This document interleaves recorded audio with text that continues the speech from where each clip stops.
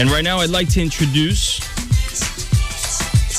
once again, it's been a long time, good friend of mine, LeRoy Brown from Research Deluxe Records. First time I met him, he did a show here with his live band called the Cowtones. That's right. One of the best shows that we've ever had here on Filter Sunshine. Well, I appreciate that, and we, all of us definitely do. Hell yeah. And as I mentioned, he's got a brand new album coming out tomorrow. Right. Yep. In about half an hour, actually. Yeah. Definitely should be live everywhere, worldwide. 700 stores, 180 countries. Wow. Yeah, all the big ones, though, and a bunch of little niche distributors. So all your favorite spots should be there.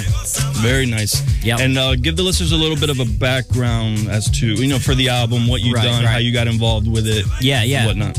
Well, the album pretty much, it's actually older sessions, and as far as the release date's a little bit backed up as far as what it should have been or prospected, what the prospected date was going to be. It's actually a compilation of sessions from around roughly 2003 to 2006. I put it together then in the end of 2006, finished it in early 2007.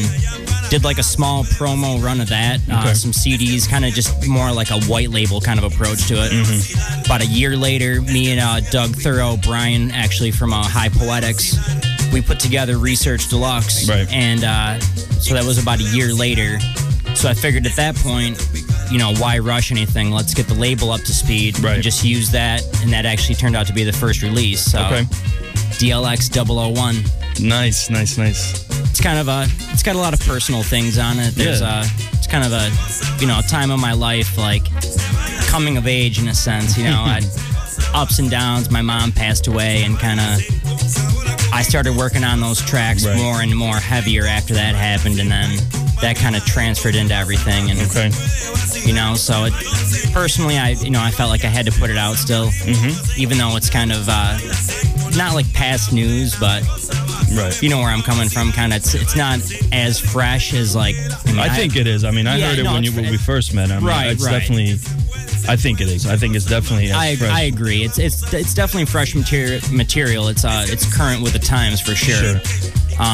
Actually, because I came here to Florida, I lived here from 2006 to 2009, coming from upstate New York. So a lot of these tracks were made in upstate New York, but mixed down and mastered in Florida.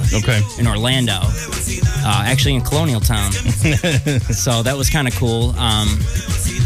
So now coming back to it, it's kind of cool to be actually down here to release it and everything. Nice. Yeah.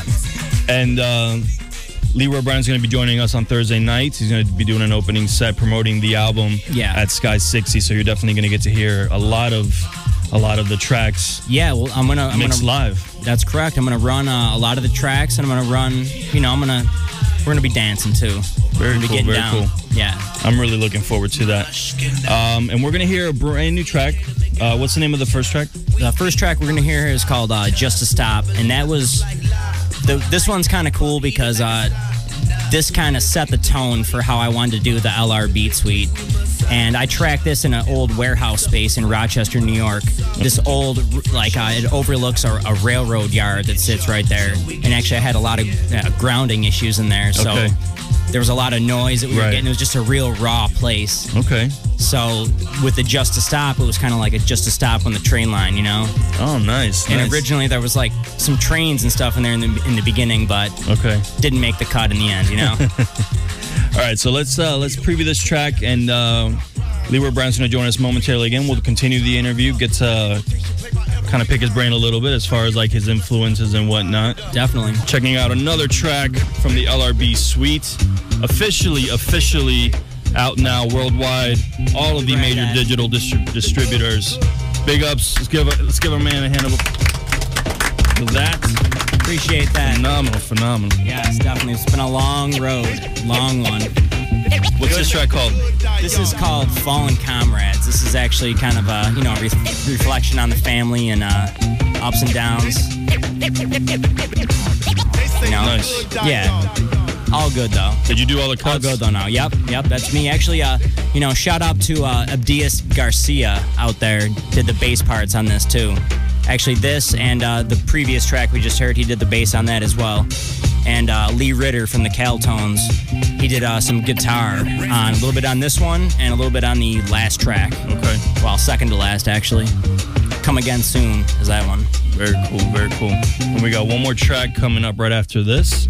And this is from the LRB Suite, available now on Research Deluxe Records, all of your major digital distributors, iTunes, Best Buy, Amazon, Beatport, everything, eMusic, which is a major. Yeah, major it's big one time now. too. Everyone likes that. So definitely go on there right now, pick it up.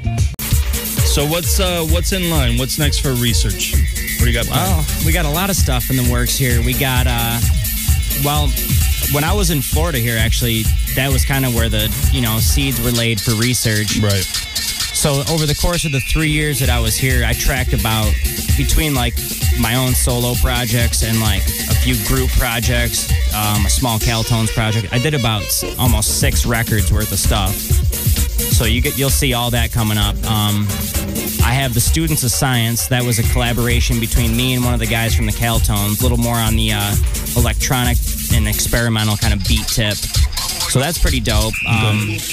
Some more organic kind of instrumentation on that, as well as the chopped up MPC kind of stuff and all the goodies that we like, Nice, nice.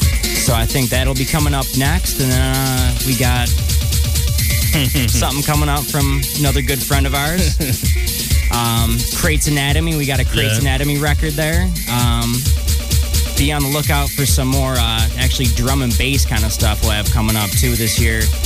Trying to branch out and do whatever we like, you know? Right. Like the traditional kind of stuff, like straight up funk records, hip hop stuff, like sampled, chopped up, raw, Caltones album. Caltones album, yeah. Actually, we started recording that about a year ago. Right. And that's going to be more about an EP length. Okay. Probably about 6 tracks. Kind of an introduction to the group. And that's kind of I integrated myself a little bit differently than I would to anything else because I was just playing a small role, Right. I worked out to be more of like the engineering roles, and I, provided some of like the little bit of few sample parts here and there, chopped up some stuff, but just all integrated together in one nice little package, Man, I can't wait. Yeah, I'm looking forward to it too. A lot going on for Research Deluxe. Yes, definitely. Go get the brand new album, LRB Suite, produced by LeRoy Brown. Available now worldwide, everywhere. iTunes, Best Buy, Juno, Beatport, eMusic. Definitely go get it. Something I know I've asked you this before when you were last here. Something I asked everyone. Yeah. What would you say has influenced you the most as far as musically? Whether it's something you experienced, what you grew up with musically in the house. Yeah. Well, what influences you? I'd have to say if I had to take it back to like where I think the first thing was kind of laid down for me that kind of set me in motion. I was around probably about 7, and my dad was a big vinyl enthusiast, and I always liked that because it was just kind of interesting. It was something different, So he had a lot of Jimi Hendrix stuff and a lot of Led Zeppelin records and a lot of just the kind of hard rock stuff of 60s and 70s. That was his main bag. So Jimi Hendrix was the first thing that really set it off for me. Are You Experienced? Right. And I was young. I was about 7 years old. But the whole vinyl element really, that's what turned me on, Getting it out, looking through stuff, Yeah. And it was kind of like I had to be real careful with it. And, he was like, if you're going to use it, be really careful with it. Right. I went on years and years then just kind of as a listener, as I grew up, kind of went and became a young teenager. I got into like, I started going out like in the party scene kind of thing. Seeing a lot of dance DJs, a lot of hip hop guys, just a lot of good live music. So that put me onto the more of like a performance element of it, or wanting to, create my own kind of stuff. Right. Seeing the integration of stuff that I kind of grew up listening to, like anything from classic rock stuff to even like disco kind of stuff, but chopped up into more like a current track, and I thought, wow, that's what I want. Nice. That's what I want to do. Nice. Yeah.